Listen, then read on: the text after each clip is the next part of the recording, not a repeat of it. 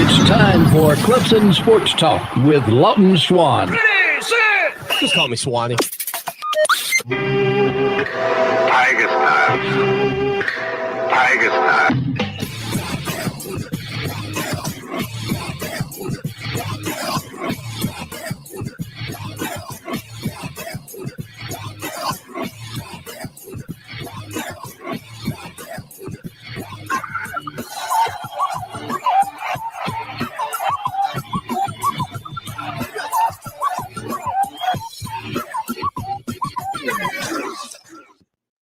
Finally, Clemson Sports Talk has come back to Drive Time. Hello, everybody. Lawton Swan back in the saddle once again. It is the show that shakes the Southland. Clemson Sports Talk for you each and every afternoon as you make your way around the great state of South Carolina and beyond, listening to us on incredible radio stations like Fox Sports Radio 1400 in the Midlands, heard around the world on the iHeart Radio application. Download it today and, of course, be a part of the program anytime, any place, anywhere via the podcast editions. For iPhone, I suggest Overcast. For Android, I hear Podcast Addict might be the place to be. Been checking out some audio books lately as well, speaking of like audio things you can do, and I finished up Kirk Herbstreit's book, Out of the Pocket. I would suggest it. I absolutely would. I would recommend it to anybody.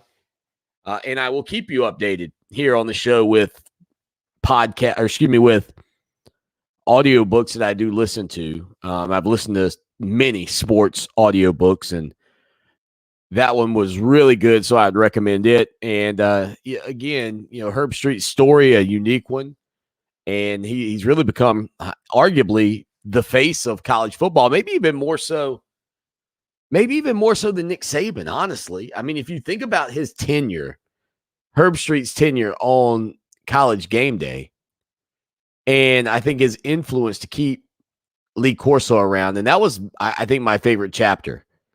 The chapter about his relationship with Lee Corso and what Corso means to him. I mean, that for me was awesome. So again, Out of the Pocket, they are not. I don't get any any residuals for recommending that book. It's just a really, really good book. 803-450-0086, 803-450-0086. Text line, phone line. Always appreciate you being a part of the program. So last night, the college football playoff rankings came out. We'll give you the update on that here on the program. Clemson now will be facing a top 10 Wake Forest team in Death Valley. The Tigers are favored. As we heard yesterday when we were talking to John Blau, how about the fact that Wake Forest didn't even utilize all their allocated tickets, giving Clemson fans a chance to build an even better environment in Death Valley on Saturday. Now, I guess that you could conceivably buy into a different little scenario on that. I'll get to that in just a minute. But the top 25 of the college football playoff, the top four, Georgia, Alabama, Oregon, and Ohio State. Cincinnati at 10-0, still on the outside behind three teams from three different Power 5 leagues, including the SEC, the Pac-12, and the Big Ten. Behind Cincinnati is number 6, Michigan, ahead of a Michigan State team that beat them, followed up by number 8, Notre Dame, number 9, Oklahoma State, who is 9-1, and then Wake Forest, also a 9-1 team. So the top 10 all comprised of 9-1 teams, except for an undefeated Georgia, who's 10-0 at number 1, and an undefeated Cincinnati, who is 10-0 at number 5. Now, Cincinnati, it would seem at this point, is going to need some luck to get in there, because if Alabama and Georgia continue on this collision course, and it's a close game in the SEC championship, and it's Georgia that gets beat, I do not believe Cincinnati's going to find their way over either of those two teams in the SEC.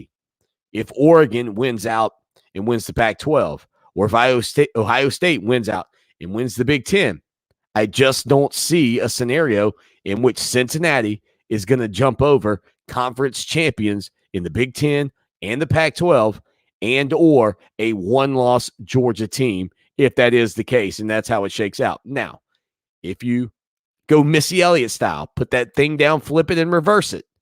And you have Alabama get beat by Georgia. Then all of a sudden, you would be entertaining the idea of Cincinnati getting in. The other thing that Cincinnati could have to contend with is the possibility that Michigan could beat Ohio State. And the Wolverines, I would think at that point, would jump over, would jump in front of the Bearcats. Now, you just continue to watch it. You don't know how it's going to shake out. But at this point, that's where we are. The other thing that might be interesting is what happens with Notre Dame. What happens with Wake Forest? If the Demon Deacons were to beat Clemson on Saturday and then beat Boston College and then go into the ACC championship game and beat, say, Pittsburgh, and they are a 11-1 team, 12-1 team after that victory in the ACC championship game, how would they be judged? Because a 12-1 Clemson team would probably be in the college football playoff. So, Clemson, you are the quintessential benefactor of recency and recent success. Recency bias, maybe, based off your recent success. Wake Forest, you do not currently get said benefit. How will that change over the next few weeks, especially if the Demon Deacons are impressive against Clemson? Because I heard somebody say this yesterday, and it drives me insane.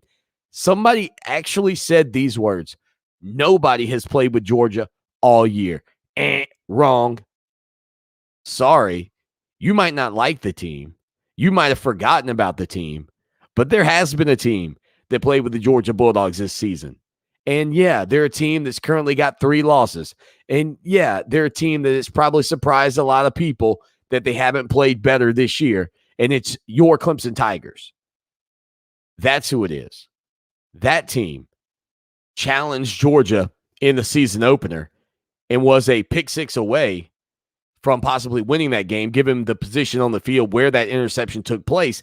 Not to mention, now that we know the situation with Justin Ross, and the fact that Ross was as banged up as he has been the entire year in those first 2 weeks of the season with that small hairline fracture in his foot.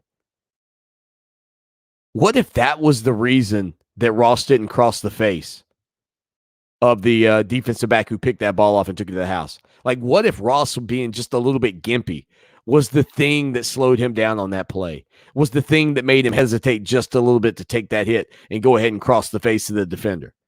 And what would this season have looked like had Clemson kicked a field goal there or possibly scored a touchdown and won that game over Georgia 10-3? How would that have affected things and changed the way that DJ Uiagalelei feels and sees the game and plays the game? Who knows? Here's something else out of the college football playoff rankings. Let me give you this. 11 is Baylor. Number 12, Ole Miss. 13, Oklahoma. 14 is BYU. 15 is Wisconsin. A 6-3 Wisconsin team is the 15th ranked team in the country. Texas A&M at 7-3 is 16. Iowa at 8-2 is 17. Pitt checks in at 8-2 and number 18. San Diego State is 9-1 and number 19. NC State 7-3 at number 20. Arkansas 7-3 at 21. UTSA, the University of Texas San Antonio, the Roadrunners, still undefeated, 10-0 at number 22. Utah checks in at 7-3 at 23. Houston 9-1 at 24, and Mississippi State at 6-4. Ahead of your Clemson Tigers. We don't know where Clemson is currently, but we know they're not in the top 25. At 6-4, Mississippi State checks in at number 25. Now, if you're keeping score at home, the top undefeated team checks in out of the SEC with Georgia at 10-0. The top one-loss team in the college football playoff top 25 checks in out of the SEC at number 2 with Alabama. The top two-loss team in the college football playoff polls checks in from the Big 12 with Baylor at 8-2. Ole Miss just behind Baylor, by the way, also at 8-2 at number 12. We also have the top 3-loss team is Wisconsin at 6-3. Behind them, Texas A&M at 7-3. That's the 15th ranked Badgers and the 16th ranked Aggies. But then, of course, the top 4-loss team, there they are, Mississippi State at 6-4 at 25th in the in the college football playoff poll. So take it for what it's worth. What I can tell you, Clemson still MIA with a matchup coming up in Death Valley against a top 10 ranked Wake Forest team. As for the Demon Deacons, there have been many people out there talking about the fact that the Deacons didn't sell their allotment of tickets. And that has been taken as the belief that the Demon Deacon fans are not showing up and that there's going to be more Clemson fans given opportunities to show up to keep this Clemson Tiger team's hopes alive for a visit to the ACC championship game. And again, several things have to happen. One, and most notably, Clemson has to beat a top 10 Wake Forest team. The Tigers, however, are favored. Wake Forest would then have to turn around and lose to Boston College. The good news is Phil Jurkovec is back. And then, of course, one other scenario that has to play out, NC State has to lose one of their final two games to either Syracuse or North Carolina. Most likely, the Tar Heels would be the culprit there to knock off the 7-3 Wolfpack in a couple of weeks. Rivalry weekend, if you will, while the Tigers are tangling with the South Carolina Gamecocks in Williams-Brice Stadium on November the 27th. We do know that NC State and North Carolina will also be playing. So if things are playing out the right way, and I don't know what time Wake and Boston College are going to face off, that has not been announced yet. But one way or the other, Clemson with a victory this Saturday against the Demon Deacons would keep their hopes alive. But is it possible that the reason Wake Forest didn't gobble up their tickets, the extra allotted tickets that were made available to them, is it possible? Because I think it's quite possible. And again, it's a smaller university, size of a high school, essentially. And some of you are saying, Swanee, you got to be kidding me. What do you mean, size of a high school? Well, if you talk about their undergrad enrollment at Wake Forest, about 5,440 students. Not huge. Total enrollment, less than 8,000, I think. But their undergrad enrollment, pretty small. High schools, I don't know what the largest high school in the state is. I'll be honest. If it's Somerville, if it's Dorman, I have no clue what the largest high school is. Dorman's about 2,500 students. Let's try it. Maybe Somerville might be the largest. I mean, I guess location, etc. Somerville High School probably going to have more than 2,650, 3,100 students at Somerville. So, it's not much bigger than these high schools. But I'm wondering if Wake Forest fans aren't buying up your tickets, Clemson Tiger Nation. Yeah. Why do I want to sit in the upper deck? And again, I know all of the Wake Forest seating is not in the upper deck, but if you're a Wake Forest fan, why are you buying the upper deck tickets? Aren't you buying up the Clemson tickets, the seats that are available? I mean, that's what I would do, in all honesty. 803-450-0086, 803-450-0086. And, I don't do a lot of ticket purchasing and reselling and buying on the all of the apps that exist for that. But just peering at the Clemson football matchup coming up against Wake Forest, I mean, tickets are available for $15. Now, those are on the sidelines in the top deck. In the top deck. But you can mosey on into the lower level for $90, $99, somewhere in that range. I got a feeling if you're a Wake Forest fan with an opportunity to clinch the ACC championship on the home field of the reigning, defending, 6 times consecutive Atlantic Coast Conference champions, to not only knock the crown off of the King's head, but squash it in his own backyard. I would imagine you'd pay $100 to show up and do that if you are a Wolfpack fan, or to show up and witness that if you are a Wolfpack fan. As for Clemson Tiger faithful, and I saw this tweet, I think it was Woody Whitehurst, which Woody Whitehurst, if you don't follow him on Twitter, you probably should. There are some good Clemson football follows, some good Clemson football people out there to keep your eyeballs on. But I believe it was Woody Whitehurst yesterday that tweeted out essentially that he thought, as much as there were great traditions in Clemson history, that maybe the top of the mark for him was not Clemson running down the hill or rubbing the rock or riding the buses around Death Valley,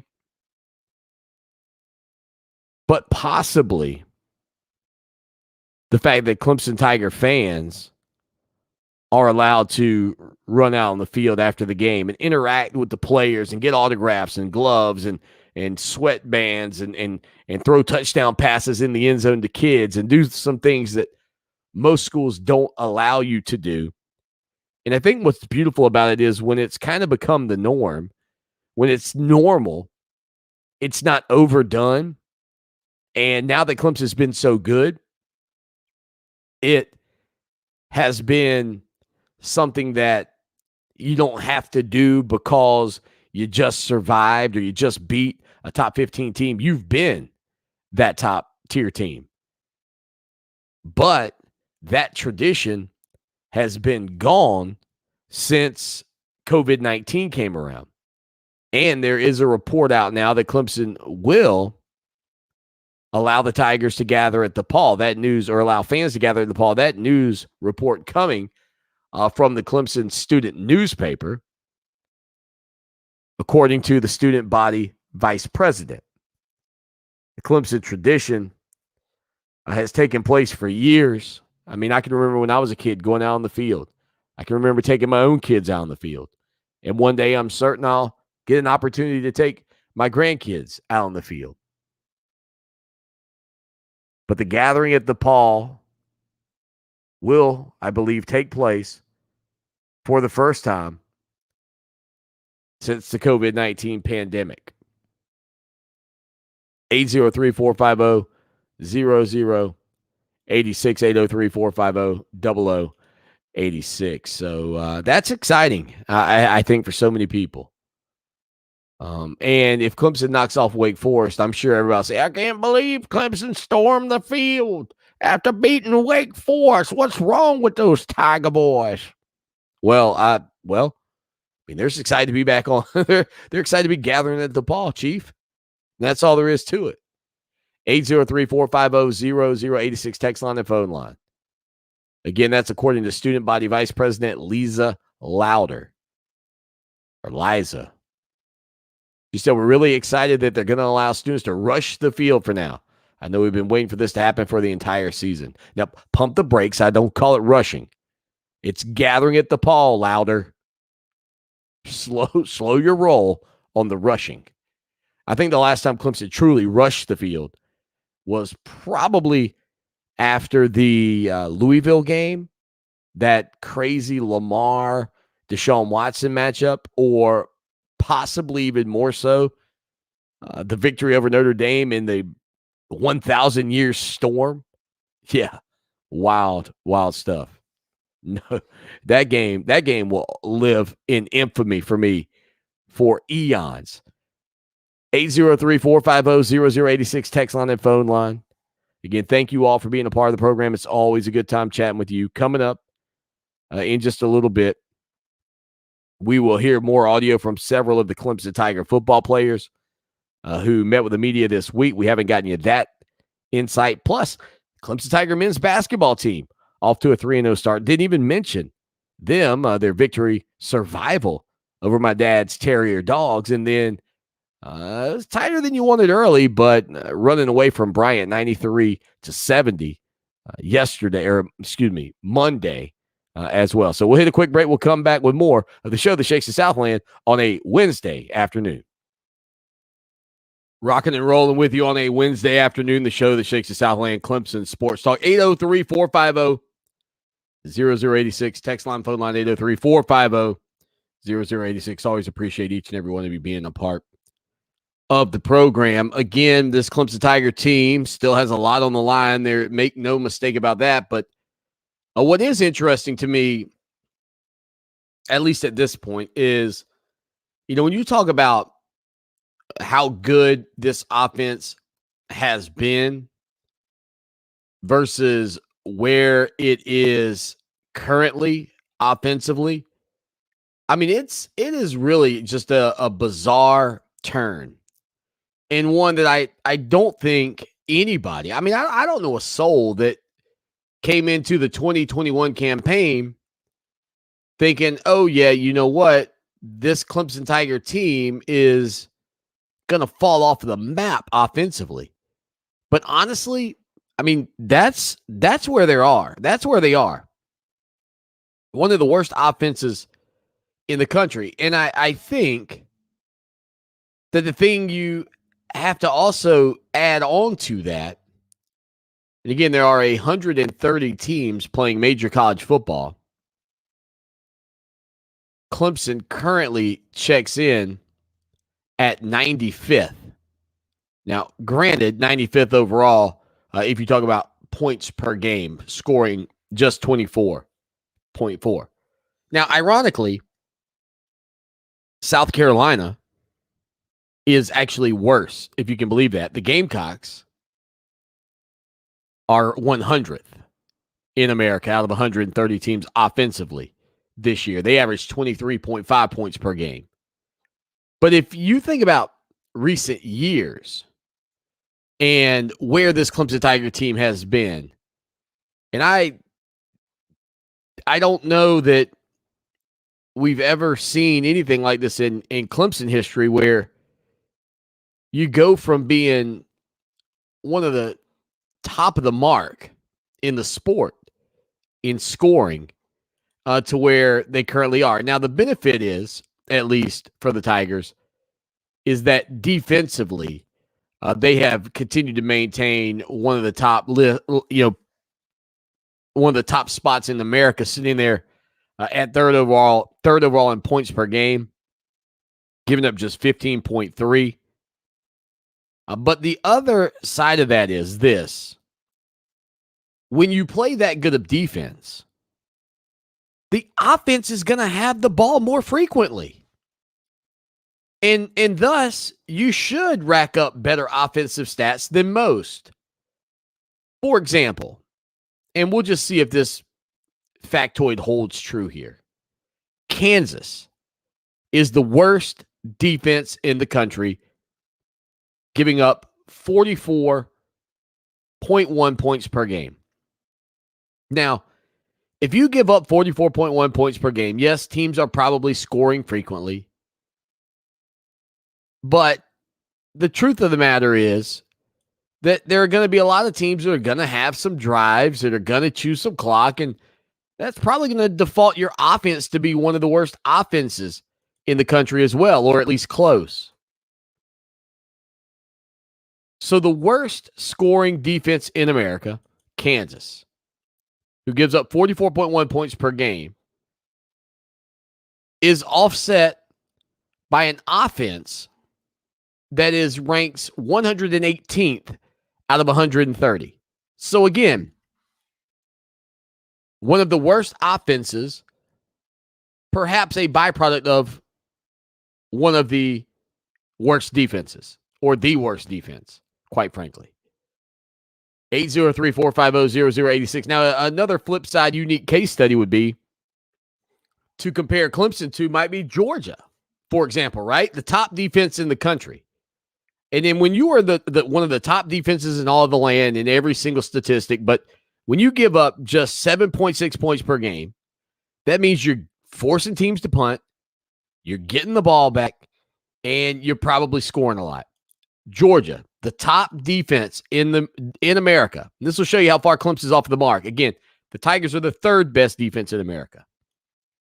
The top-rated defense in America, the Georgia Bulldogs, who will force punts, force turnovers, and get the ball back to their offense, check in as the 11th best offense in America, averaging 38.7 points per game.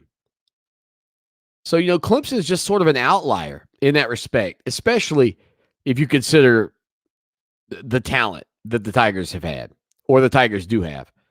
But a great question somebody asked was, how good would Clemson's team be? How good would the guys who are out for Clemson be?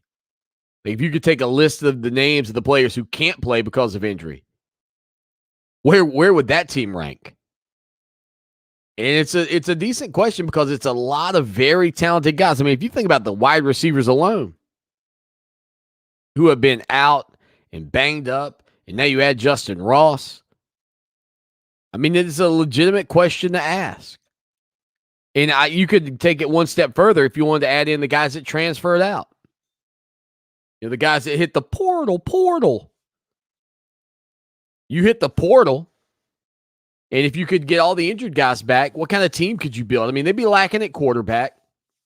There's no doubt. But if you wanted to move DJ over on the shelf because of his knee, then, yeah, there you go. Or, I guess, technically Tyson Pumachan at this point. I mean, the incredibly bad luck that Clemson's run into this year is something else, too. I mean, it truly is incredible to kind of watch it unfold. But to think about how quickly this offense dropped off of the map. I mean, off the radar. Just crazy. Because of how good and how consistently good they have been. Every single season. And then, poof, you're gone. And that may also tell the story as well about Trevor Lawrence versus Deshaun Watson.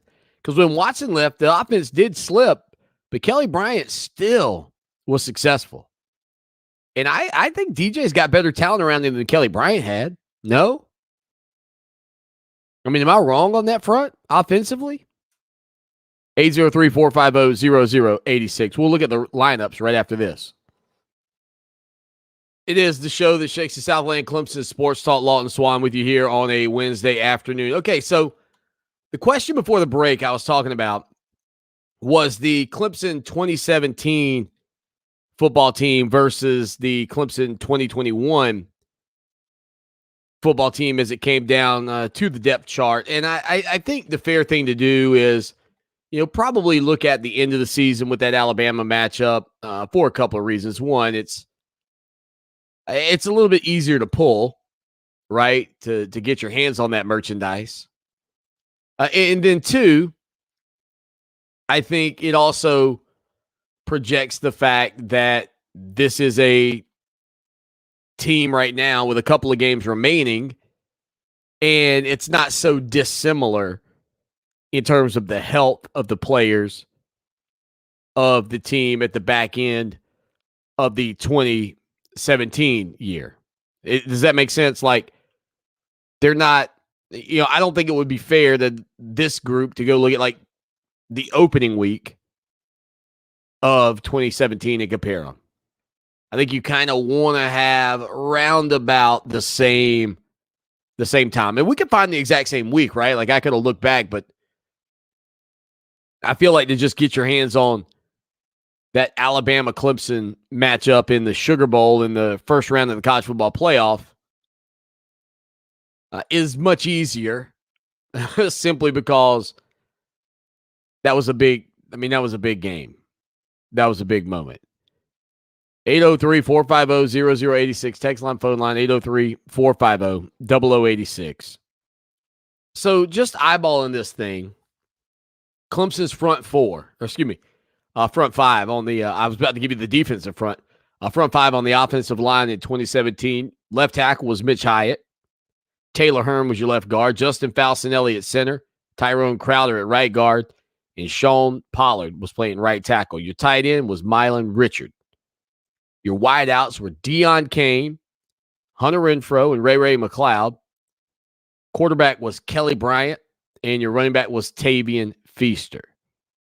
This group 2021 entering this weekend's matchup against Wake Forest will feature Jordan McFadden at left tackle, Marcus Tate at left guard, Hunter Rayburn at center, Will Putnam at right guard, Walker Parks at right tackle. Your tight end is Davis Allen. Justin Ross was penciled in as the starter. We'll find out more about Ross after today's practice from Dabo Swinney. But if not, it's probably going to be either Ajo or Takari Collins. Swinney did say that they would be starting 2 freshmen, so that would be Collins and Collins, Takari and Bo, and then E.J. Williams, offset by the running back either Will Shipley or Kobe Pace, along with quarterback DJ Uiagalelei. And I think what's important to note, again, is that the group that Kelly Bryant had that season was not simply just littered with talent all over the field any differently than this group. I mean, sure, you had Amari Rodgers on that team. Sure, you had T. Higgins on that team. You had Travis Etienne. But all those guys were young. They were freshmen. They were merely freshmen for the life of me. Oh, go for it, Swanee. Talk to him. So, yeah, I don't know. It's one of those things where, you know, if you look back at that group and you think about the fact that they went to be number 1 in the college football playoff, it's not like you had a T. Higgins at his prime. Now, look, Deion Kane did go on to be a wide receiver in the NFL. Ray McLeod, Hunter Renfrow. I mean, those guys, all 3 did make it into the NFL to be wideouts. But I know it's early, but wouldn't you think E.J. Williams and Bo Collins are certainly going to be wideouts in the NFL? Justin Ross, absolutely. Or even Takari Collins, still young, but I would expect him to have an NFL career.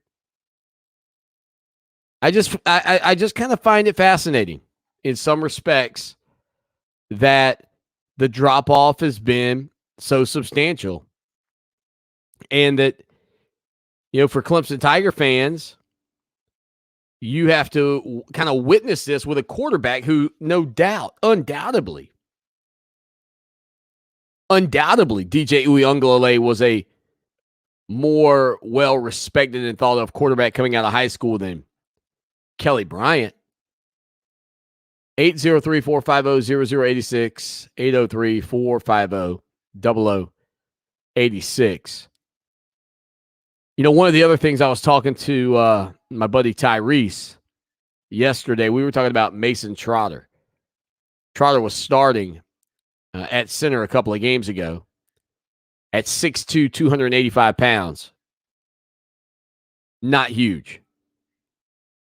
Especially when your quarterback is 6'4", 250 pounds.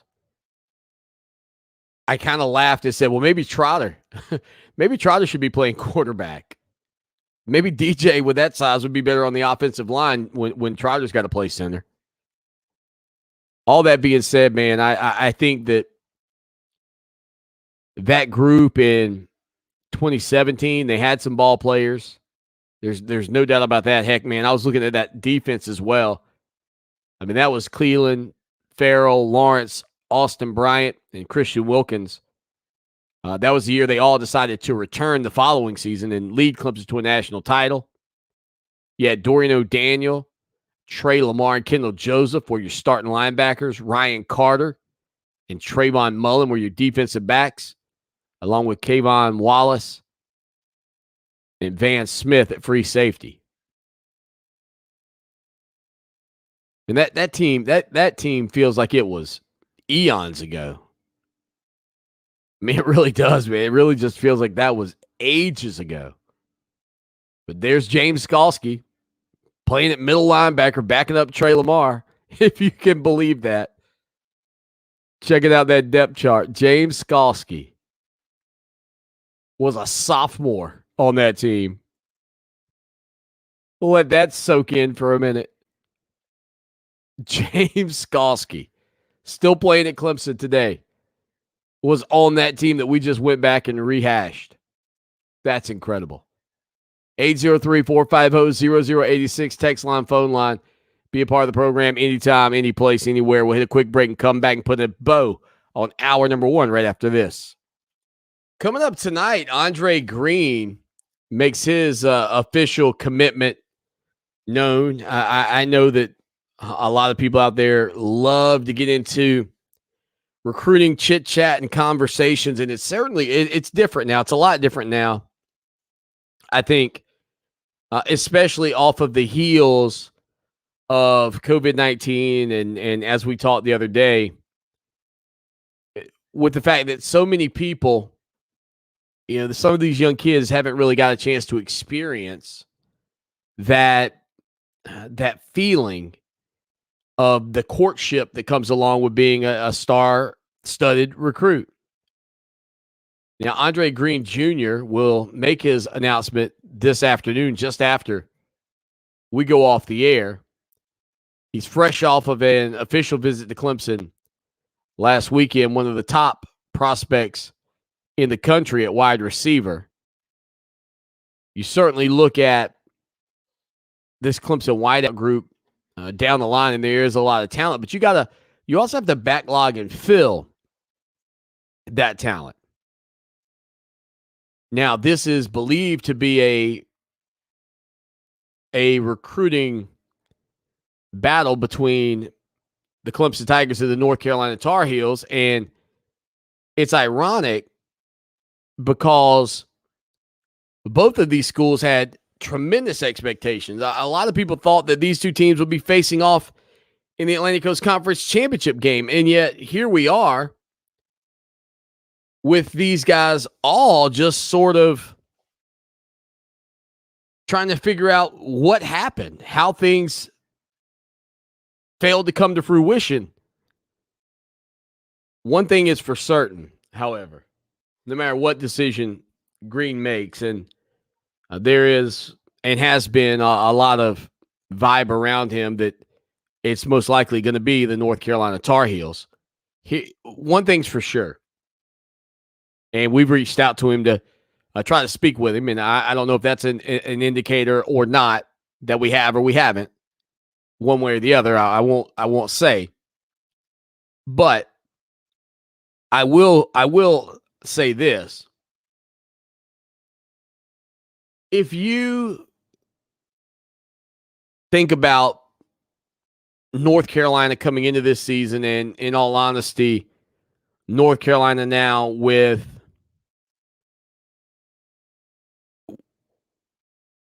the job that has been done by Mack Brown on the recruiting trail, they've absolutely had an impact on Clemson.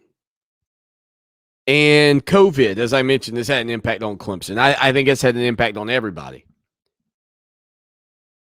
But I think, too, for the Tigers, with the transfer portal being what it is, and Dabo Swinney saying earlier this week that you're eventually, everybody's going to have to dive into it and get into it. I do wonder, with that portal option out there, if it is more difficult or less difficult for players to decide where they want to go. And the reason being is this: when you knew if you transferred out, you had to sit a year, that made making the decision of where you wanted to go, to me, essentially paramount. Like you did not want to have to give up a year to wait and go play again. But now you don't have to wait. So you can take a bigger risk by going somewhere that maybe you wouldn't have chosen if you had to wait a year if you didn't like it, which might favor some of these other schools. And then conversely, I think it hurts Clemson, because if you do choose the Tigers and you come in and you're competing for a spot against other great players from across the country, because Clemson is recruiting at the top, then it makes it hard for Clemson because that player can just leave and go play wherever they originally wanted to go in the first place, or a place that they thought about going previously. Like, that to me is the reason that the break-in play, the fact that you had to sit a year, was so important. Because it really made kids, I think, make a better decision on where they wanted to go and have a more willing attitude towards toughing it out. Not just a pull the parachute and get out of Dodge type deal. You wanted to stick around because you may have had a girlfriend. That was one of the reasons that hooked some of these guys in for sure. I don't think anybody's doubting that. But I think that a lot of people, and rightfully so, a lot of the decisions, when you had to sit out a year, even if you didn't like it, that justification in the back of your head, the thought of having to sit a year, was more than enough to keep players where they were. If you wanted to leave and sit a year, you had to be pretty doggone unhappy. Not anymore. Now you get buried on the depth chart. You choose Clemson over North Carolina, and you come in, and all of a sudden you can't get on the field, man. You're out, and you don't have to wait a year. There's no reason to have that stick to it. And just get out and start over. Now, I don't have a kid that's a collegiate age, and I don't have a kid that's, maybe I do have a kid that will get a scholarship, but he certainly doesn't have one right now, or my daughter, either way. But when there was a consequence for leaving, it's a lot harder to leave. And Sweeney made a good point. It's like, man, who wants to transfer in here anyway? You guys can crush Dabo Sweeney over the transfer portal, but he's like, who wants to come in and be the third string backup running back? Nobody. And that, too, is a fair point. Hour 2. Stay with us. It's time for Clemson Sports Talk with Lawton Swan. Ready, set. Just call me Swanee. Tigers time. Tigers time.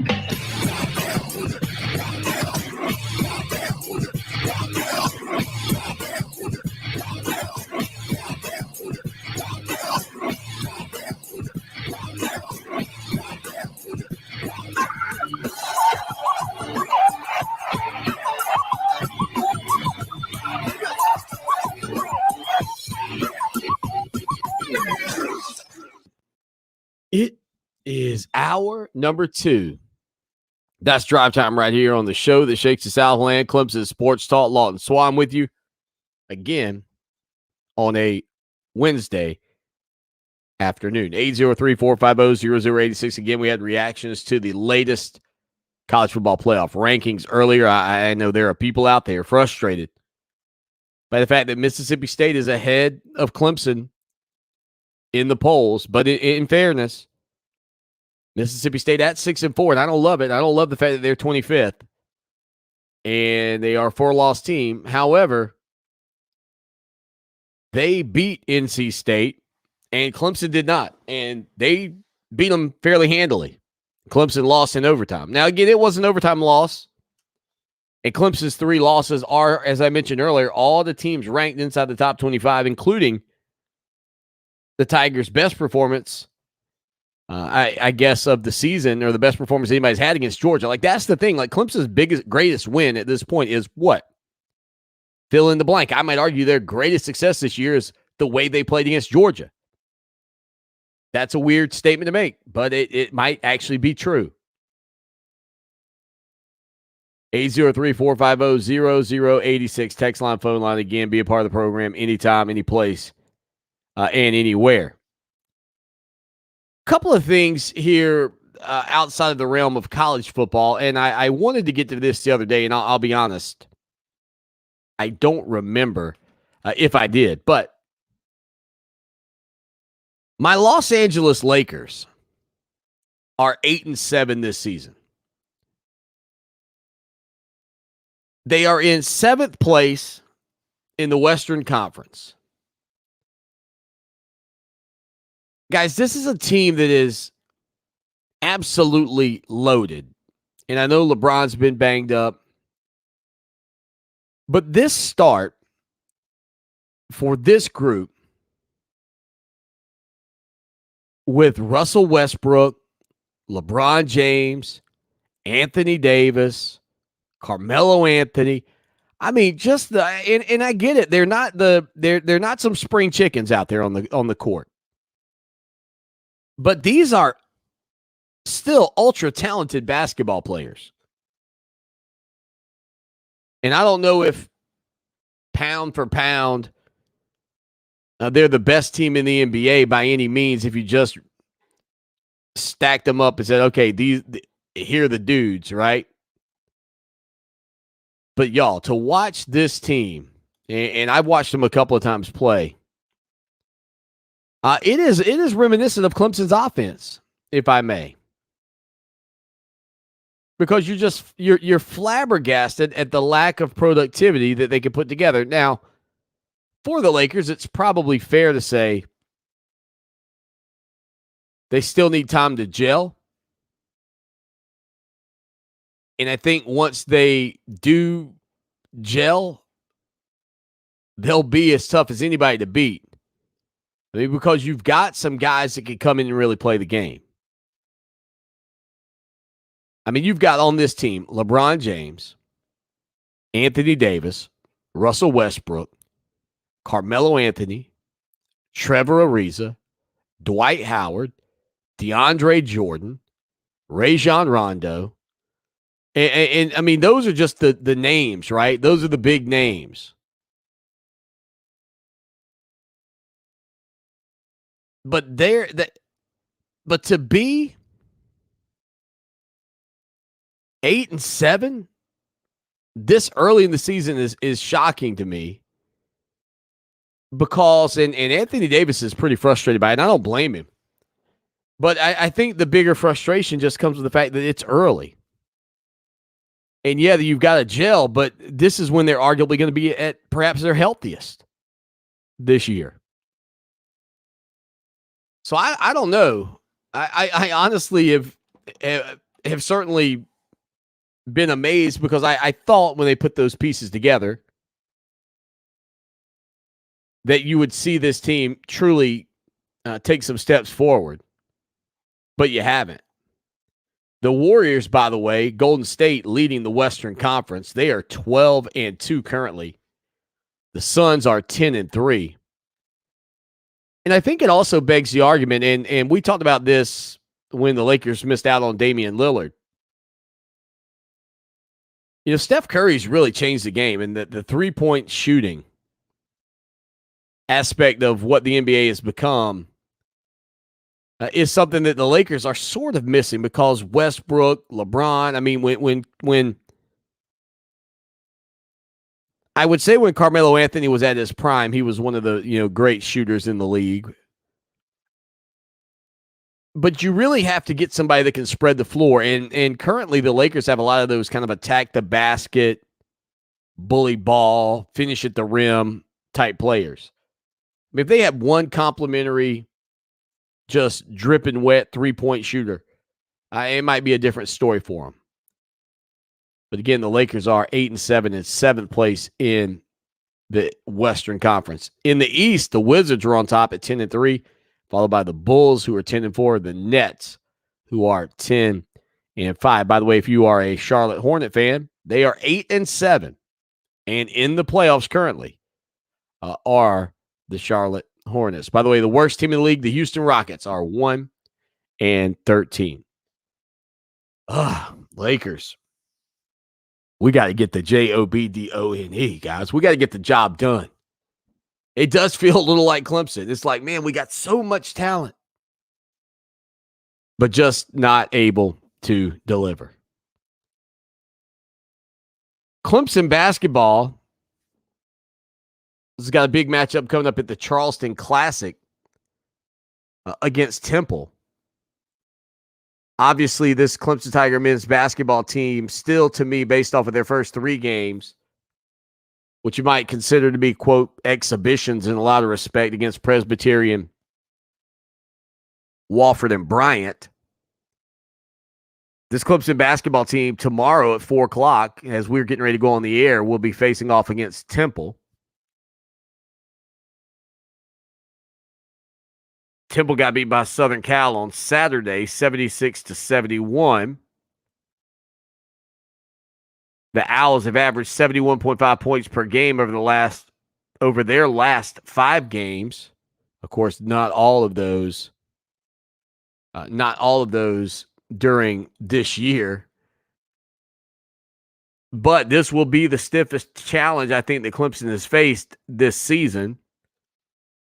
And it is good, I think, to get into this tournament-style format so that you can really begin to press yourself a little bit before you jump into conference play. Now, the teams that are playing in the Charleston Classic, and you can head over to ClemsonSportsTalk.com to take a look at the full basketball schedule, if you will. But the Tigers will also have matchups on Friday and potentially Sunday, I believe, as well, depending on how things play out at the Charleston Classic. And it's a great little tournament. I think so many people, who have never been to the Charleston area. Matter of fact, I saw a photo on social media of Bobby Crimmins, who apparently lives in Charleston, or at least in that area. And also former North Carolina head coach Roy Williams taking in a College of Charleston game just a couple of days ago. But Clemson, if they can win their opening round matchup, would face off against either St. Bonaventure or Boise State. There is also the possibility, depending on how things shake out, that the Tigers could end up hooking up with Marquette, who takes on Ole Miss. Elon and West Virginia are also in the tournament on the opposite side from the Tigers. The interesting thing about Marquette, of course, they are now coached by former Clemson Tiger assistant Shaka Smart by way of Texas. And additionally, have former Clemson Tiger guard Olivier Maxence Prosper on their roster. Don't forget, Prosper was expected to be a contributor this year for this Clemson Tiger team. Instead, he's now a redshirt freshman for Marquette. 803-450-0086, 6'8", 220 pounds is Maxence Prosper. Taking a look in 3 ball games this season, he's averaging 5.7 points per game. He scored 8 points in their opener, 7 points against New Hampshire, and then just 2 points in the matchup against Illinois. But there you go, a young man who I think a lot of people had high hopes for at Clemson in 2021 will instead watch him play against the Clemson Tigers, possibly 1 year later. There you go, transfer portal. Not even, there's no consequence for transferring. It is a strange dynamic. No doubt about that. By the way, I was looking at also at the tournament real quick. Everybody will play on Sunday. Every team will play 3 games. So Clemson will play a 3rd game. Just depends on what time of day. It'll either be at 10:30, 1 o'clock, 5 p.m., or 7:30 for the championship on Sunday. But your Tigers will tip things off tomorrow at 4 p.m. And we'll actually know who they are playing as we come on the air, as that St. Bonaventure and Boise State matchup is the opening tilt at 2 o'clock tomorrow down in Charleston. 803-450-0086. That is the Low Country's premier college basketball event, the Charleston Classic, hosted at the College of Charleston. This is when, I tell you, I know so many of you love college football, and I do too. I think that sport for me is the cream of the crop. But college basketball with fans in the arena, after having a year of sort of dead venues, I think it's going to be just awesome to watch. It's already been fun to see the atmosphere in Clemson's first 3 ball games. By the way, the Tigers have had 3 different players score 20 points to lead the team in scoring in the first 3 games. Alamir Dawes did it in the first game for Clemson with 21. Then it was P.J. Hall in the Tigers' victory over Wofford, with Hall scoring 22. And then in Clemson's matchup with Bryant, Hunter Tyson scored 20 points. And that kind of got me thinking, if you can have that triumvirate, if you can have that 3-headed monster sort of lead the way for you this year, and I don't mean it has to be Dawes, Hall, and Hunter Tyson, but it probably will be in some respects. But if you could get it where those guys are all 3 averaging somewhere in the 15, 16 point range, I mean, you're gonna be a pretty decent team, I think. The problem is, I think you're more likely to get it where one of these guys scores 20, and the other two contribute 5. And I don't think that's going to be enough to keep those averages where they need to be in order for this team to be successful. They got to be a well-rounded basketball club in 2021. And I don't know that we're going to get that. But this weekend's tournament could tell you a lot more about this Clemson Tiger team. I do believe that wholeheartedly. 803-450-0086, 803-450-0086. Speaking of the transfer portal and the frustration behind it, Micah Pittman, wide receiver for Oregon, is leaving their program.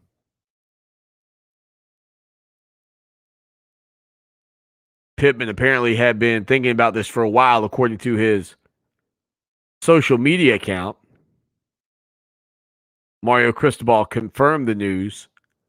He said Pittman is no longer part of the team. He's a former 4-star prospect who chose Oregon over Southern Cal.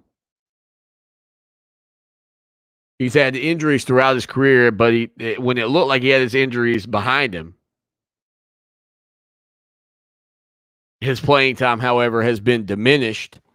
And instead of competing, he's doing what players do. Again, when there is, say it with me, fans, no consequence for leaving the program. I mean, there truly isn't. And I look, it's one thing if these were 10, 8, 9, 10-year-old kids. I mean, but these are guys who made a conscious decision to decide where they wanted to go to school. And I just don't think that it is unreasonable to have a consequence for leaving. Like, I don't know that we need to clean up the portal per se. The portal is probably good for connecting players and coaches and programs. But the consequence for leaving, in my estimation, should be there. And if you wanted to, I think you could I think you could even put it on like a 4-game deal. Kind of like we do with the redshirt rule now.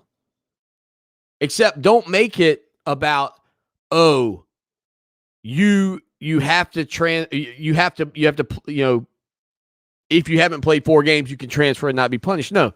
What it should be is by the 4th game of the regular season for the team that you play for, you can transfer without penalty. You can leave the program and you don't have to sit. But after that, if you leave the program, you have to sit a year. Now you might say, Swanee, why? Why would you change that?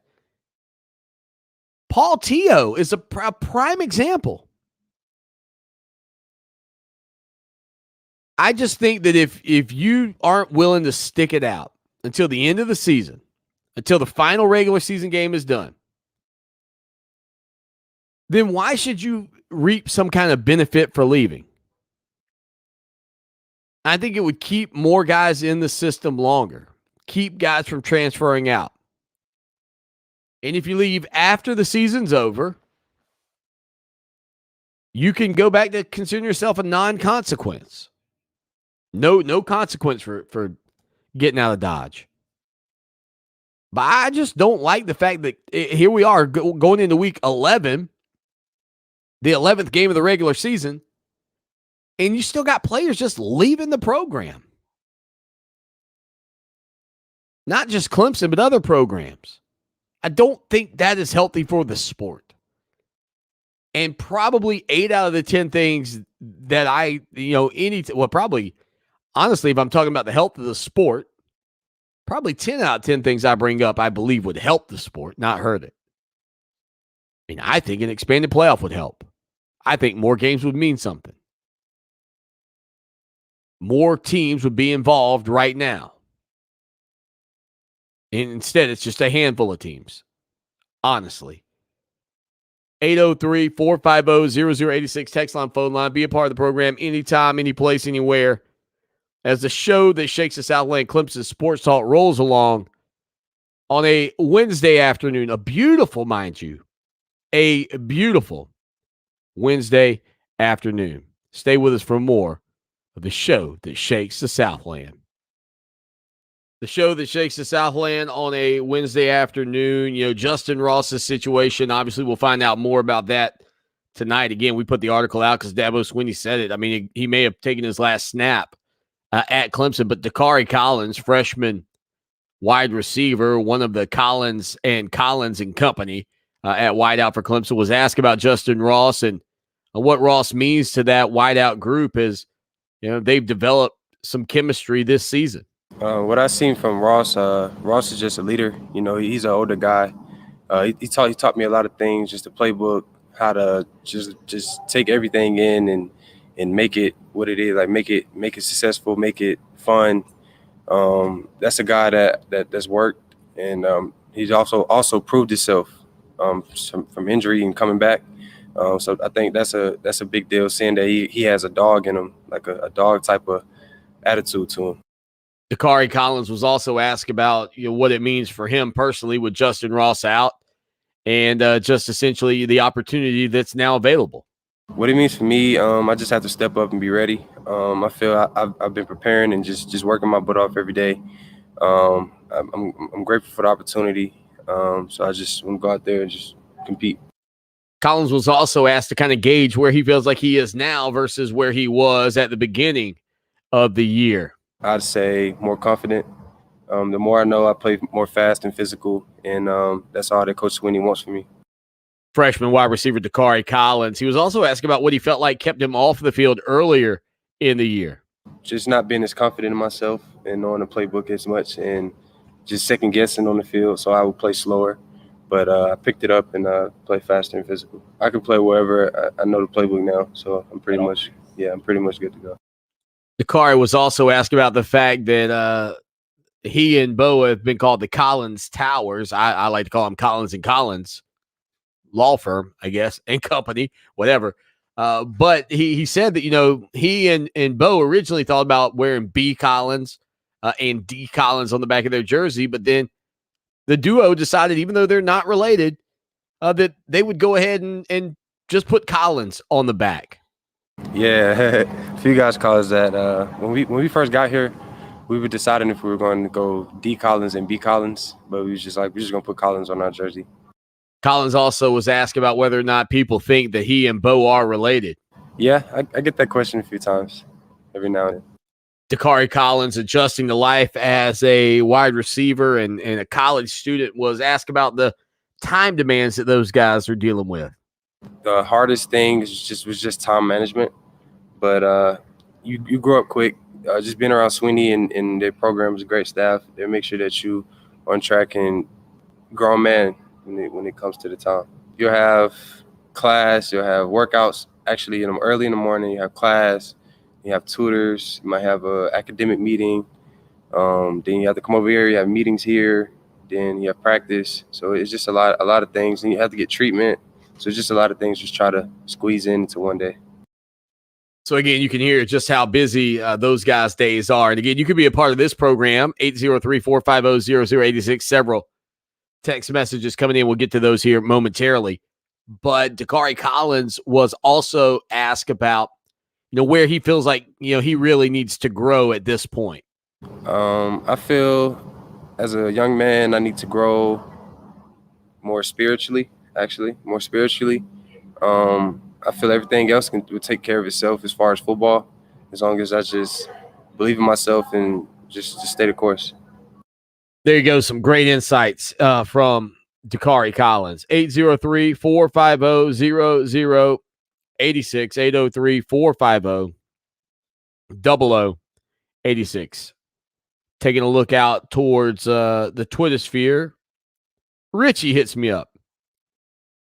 He says, Swanee, I feel like we need to give Will Spires a shout out for some clutch punting this season. Spires has played well this year, and I think that it's pretty obvious having him back for another year has been very valuable to this Clemson Tiger team. No doubt about it. I actually was talking to somebody about this a couple of days ago, and I can't remember the exact context of it, but I think it was the fact that, oh, yeah, I remember. For so many years, Will Spires, it was funny because when you needed a 40-yard punt, he'd give you a 60. And when you needed a 60-yard punt, he'd give you a 40. Well, now he's kind of honed his skills, and he's pretty versatile. I mean, not just with the ability to pass the ball and the threat that he does bring, for the fake punt, but, he's got that little end-over-end run-out kind of punt that he can lay on you, almost like a chip shot in golf that'll sort of back up when it lands. And I think just the additional amount of time he's had to adjust and get better and better has really helped him. But yeah, I agree. Let's see. B-Man in SC says, Swanee, it's Preston. I'm calling it already. Clemson 20, Wake 10. Whew. B-Man. How do you call it? How do you call it when you said, 2 weeks ago, you're going to start listening to me? But I haven't called it. That reminds me of that scene from No Country for Old Men. Call it. Call it, yes. For what? Just call it. Well, we need to know what we're calling it for here. You need to call it. I can't call it for you. It wouldn't be fair. I didn't put nothing up. Yes, you did. And you have to say, call it. Look, I need to know what I stand to win. Everything. How's that? You stand to win everything. Call it. All right. Heads then. Well done. What a scene. Oh, what a movie. What a weird movie, too. I don't know if you have or haven't seen it. 803-450-0086. 803-450-0086. Text line, phone line. We got a couple of more text messages to get to here on the program as well. And again, your Clemson Tiger men's basketball team tomorrow at 4 o'clock will be tipping off down at the Charleston Classic. Better put on your shagging shoes, man, if you're going down to the low country for some Tiger hoops. Again, our website, put the .com on it. Doggone it, go check it out. We'd love to have you subscribe. Just $63.17 for 1 year of coverage. That's ClemsonSportsTalk.com. Moving along with you on a Wednesday, Lawton Swan, Clemson Sports Talk, the show that shakes the Southland. 803-450-0086 text line. Tiger Chuck says, Swanee, Cincinnati also needs Oklahoma State to lose. No way do they get in over them if they have wins over Baylor, Oklahoma, and then Baylor/Oklahoma again in the Big 12 championship. All Cincy has is Notre Dame. UCF, meh, not digging it.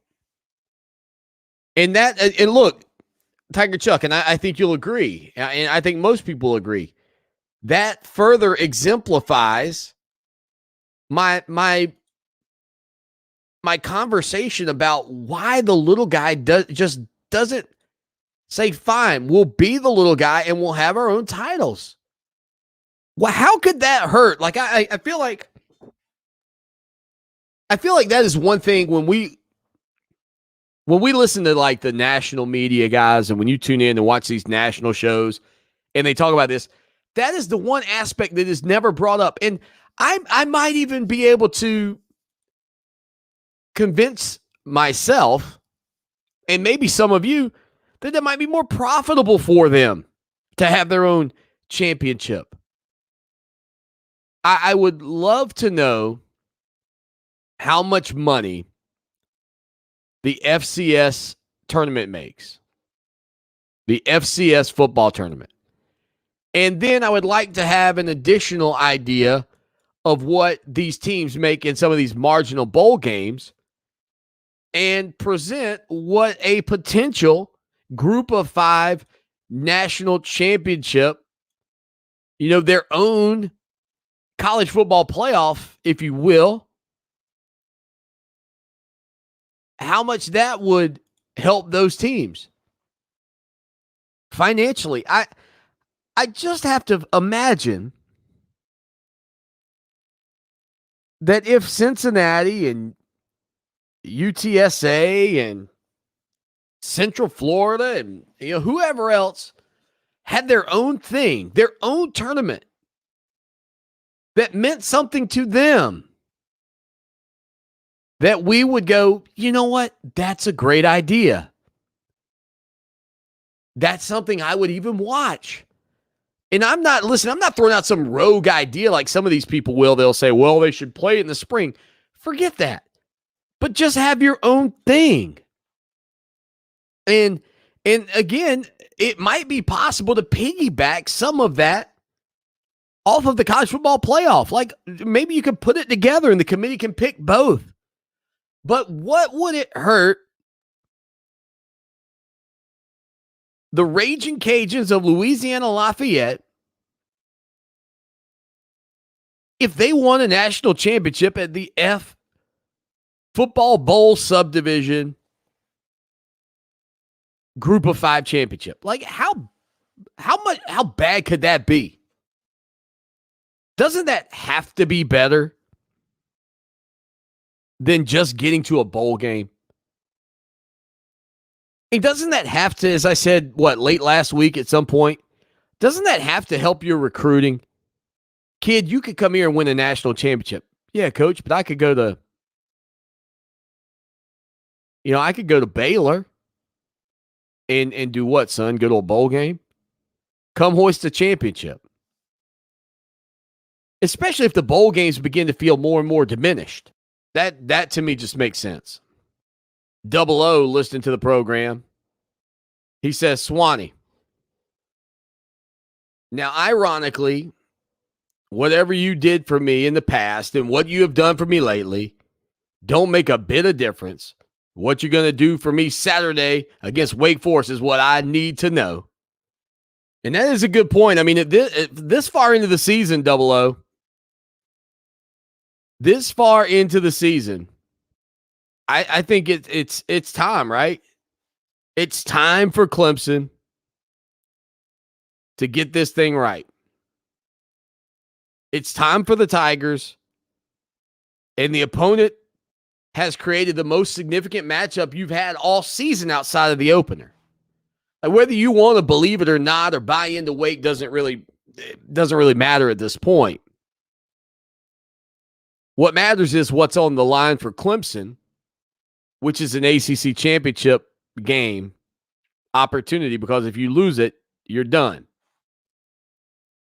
And the thing I kind of go back to over and over and over is losing that game against NC State and the way Clemson played in that one. Oh, like I can excuse losing to Pitt. I mean, I really can. Kenny Pickett has been one of the better players collegiately this year.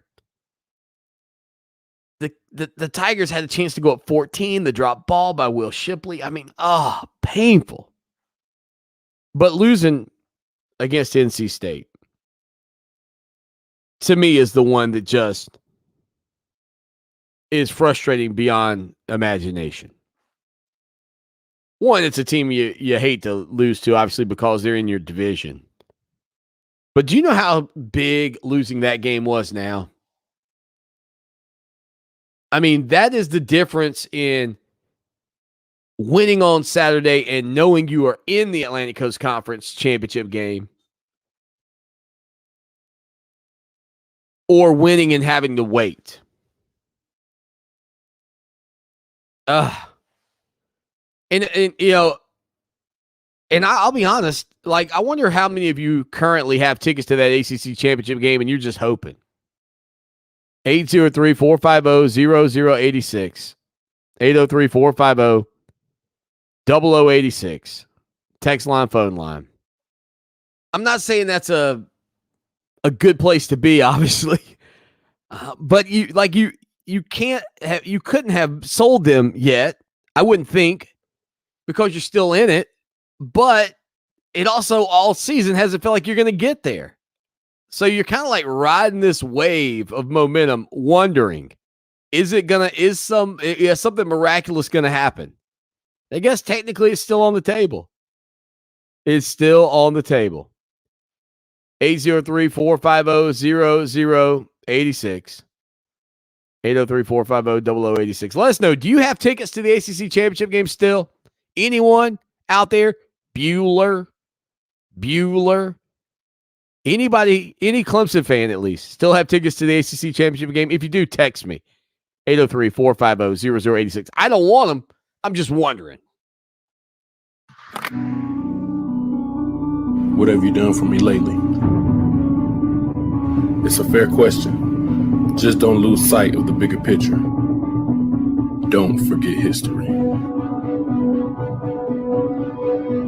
Lucky for us at Clemson, the answer to the questions, what have you done for me lately, and what have you done always, are the same.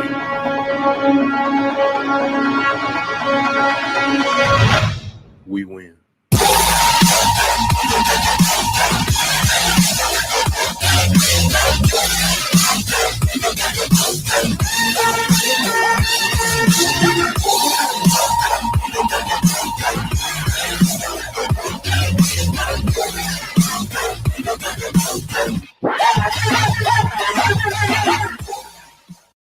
Final segment of the show on a Wednesday afternoon. Again, coming up tomorrow, legendary Clemson SID Tim Beret joins the program. And he put out a tweet earlier. Get this. Clemson is 70-1.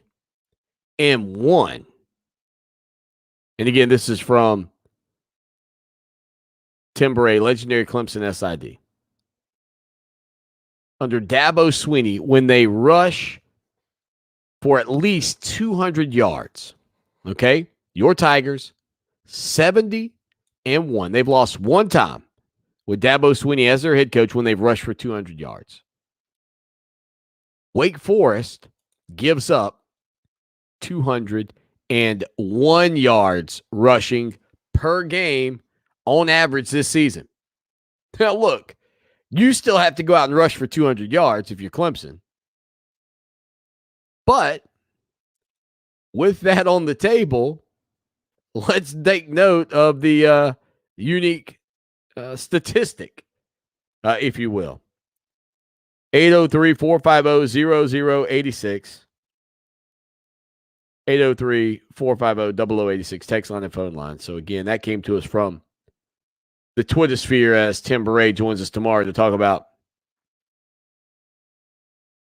to talk about the Tigers and the Demon Deacons, and I'm sure we'll get a good story about Frank Howard and former Wake Forest coach P-Head Walker. That's PEA, by the way, if you're wondering. By the way, another update that I saw coming out a little bit later, by the way, an update I saw coming out a few minutes ago, not later. If it was coming out later, how would I know about it? According to reports, Michigan State is working on a historic 10-year, $95 million contract extension for Mel Tucker. The new deal would make Mel Tucker the highest paid African-American head coach in American sports. Mel Tucker has done a tremendous job there at MSU. There is no doubt the job that he has done at Michigan State is impressive. Again, hard to believe they're still behind. As I said earlier, hard to believe they're behind the Michigan team they beat. And then you got to hear the committee chairman say, I think Gary Barta saying something along the lines of, well, when you look at every metric available, except for what they actually did on the field, Gare. I mean, come on, man. Where's the game played? Not played on paper. Not played on paper. It's played on the field, and Michigan State won that game straight up. And I don't expect the College Football Playoff Committee to always be perfect. I mean, I know there are going to be situations like the Clemson and Mississippi State one that we talked about a little bit earlier. But when two teams faced off on the field just a couple of weeks ago, don't you have to lean in on Michigan State over Michigan at this point? I mean, that is a key spot. That is 6v7. Also, I noticed somebody, I think it was David Hale from ESPN. And kudos to him because even though, David, you have not been on the show, although every time I see you and ask you, you say, yeah, man, let's do it. Nope, not yet. If that sounds like I'm frustrated, it might be. Truth be told, David Hale puts out occasionally like kind of a double blind test or whatever you call it. Team A versus Team B. And I saw one that he did this week with Clemson. Team A is 7-3, all losses to ranked teams. Give up 1.8 points per drive, 0.87 points allowed per drive. Or score 1.8 points per drive and give up 0.87. Team B is 7-3, all losses to ranked teams. Give up 1.99 points per drive and give up 0.88 points per drive. Clemson, unranked. Wisconsin ranked 15th.